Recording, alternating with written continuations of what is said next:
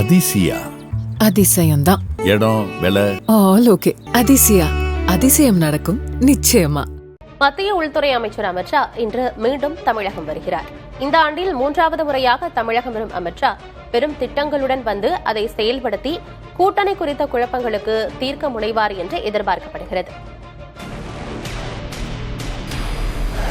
வெற்றி வெற்றி வெற்றி வேல்.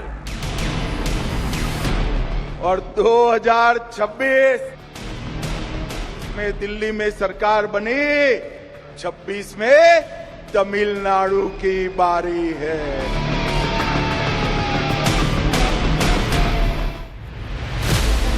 मैं नरेंद्र दामोदर दास मोदी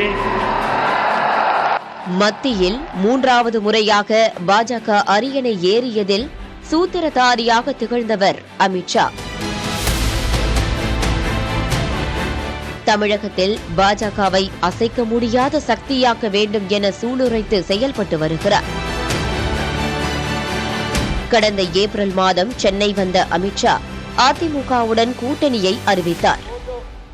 हम साथ में सरकार बनाएंगे, हम चुनाव एड़ापाड़ी जी के नेतृत्व में लड़ेंगे. ஜூன் மாத தொடக்கத்தில் மதுரை வந்த அவர் மீனாட்சி அம்மன் கோயிலில் தரிசனம் செய்தார்.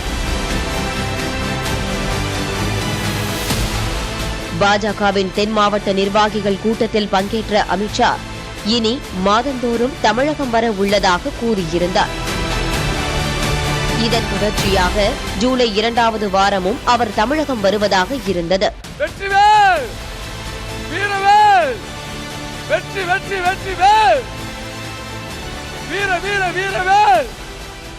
ஆனால் பாமகவில் ராமதாஸ் அன்புமணி இடையிலான மோதல் முடிவுக்கு வராததால் அவரது பயணம் ரத்தானதாக பேசப்பட்டது.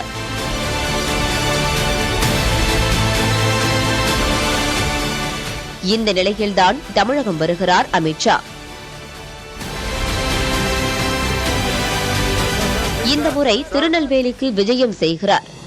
அங்கு நடைபெறும் பூத் முகவர்கள் மாநாட்டில் பங்கேற்கிறார். தமிழகத்தில் அடுத்த ஆண்டு நடைபெறவுள்ள பேரவைத் தேர்தலே அமித் ஷாவின் அடுத்தடுத்த வருகைக்கு காரணம். தமிழகத்தில் அதிமுக கூட்டணியில் பாஜக என்ற அளவில் மட்டுமே கூட்டணி அமைந்துள்ளது. திமுகவை வீழ்த்த சூளுரைத்துள்ள அதிமுக தேர்தலுக்கு ஓராண்டுக்கு முன்பே மெகா கூட்டணியை அமைக்க தீர்மானித்திருந்தது. ஆனால் அது சாத்தியப்படவில்லை. இதற்கு பல காரணங்கள். தமிழக பாஜகவில் அண்ணாமலையின் தலைமையை எடப்பாடி பழனிசாமி விரும்பவில்லை என்றும் அதன் காரணமாகவே அண்ணாமலை மாற்றப்பட்டார் என்றும் பேசப்பட்டது. மேலும் அண்ணாமலைதான் தமிழக பாஜகவை ஸ்திரப்படுத்தியவர் என கருதும் தமிழக பாஜகவினர் பழனிசாமியுடனான கூட்டணி என்பதில் இன்னும் லயிக்கவில்லை என்றும் கிசுகிசுக்கப்படுகிறது. ஓ பன்னீர்செல்வம், டிடிவி தினகரன் ஆகியோர் அதிமுகவில் இணைய வேண்டும் என அமித் ஷா விரும்பியதை பழனிசாமி ஏற்க மறுத்ததாகவும் சொல்கிறார்கள். இந்த சூழலில்தான் ஓ பன்னீர்செல்வம் பாஜக கூட்டணியில் இருந்து விலகுவதாக அறிவித்துவிட்டார். தேசிய ஜனநாயக கூட்டணியில் இனி தொண்டர்கள் உரிமை மீட்பு குழு இடம்பெறாது. டிடிவி தினகரனும் வெளியேறும் சூழல் காணப்படுவதாக அரசியல் வட்டாரத்தில் பேசப்படுகிறது. இவையெல்லாம் ஒருபுறம் இருக்க, அதிமுக பாஜக கூட்டணியில் தேமுதிகவையும் பாமகவையும் இணைத்துவிட வேண்டும் என்று விரும்புகிறார் அமித் ஷா. தேமுதிகவை பொறுத்தவரை தற்போதைய சூழலில் திமுகவையும் அதிமுகவையும் சமதொலைவில் வைத்துதான் பயணிக்கிறது.